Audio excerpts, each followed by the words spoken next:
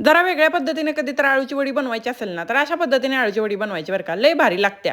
मी बनवली होती आळूची वडी, पोरांनी तर काही ठेवलीच नाही बरं का, बाकीच्यांना एवढी भारी झाली होती. इथं धने, नंतर लसूण आणि मिरच्या, जिरे हे मिक्सरच्या भांड्यात टाकून घेतलं आणि छान याचं वाटण करून घ्यायचं.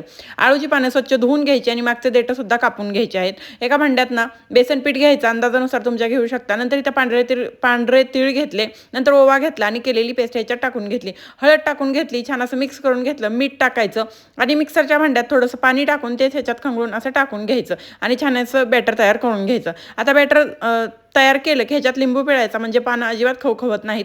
आणि पानं जर जास्त त्याला शिरा असतील तर असं लाटण्याने लाटून घ्यायचं आणि अशा पद्धतीने पीठ लावून घ्यायचं. पीठ लावल्यानंतर त्याचा रोल बनवून घ्यायचा आणि बाकीच्या सगळी पानं अशाच पद्धतीने लावून त्याचा रोल तयार करून घ्यायचा. आता सगळे रोल तयार करून घ्यायचे आणि एका बाजूला ठेवून द्यायचं. तवा गरम करायला ठेवायचा, त्यात थोडंसं तेल टाकायचं ना आणि तेल टाकल्यानंतर हे रोल केलेले सगळे त्यात सोडून द्यायचे. आता 5 मिनिट खालची बाजू आणि 5 मिनिट वरची बाजू असं छान असं पचवून घ्यायचं. एकदम झक्कास अशी वडी तयार होते बरं का. एकदा नक्की बनवून बघा.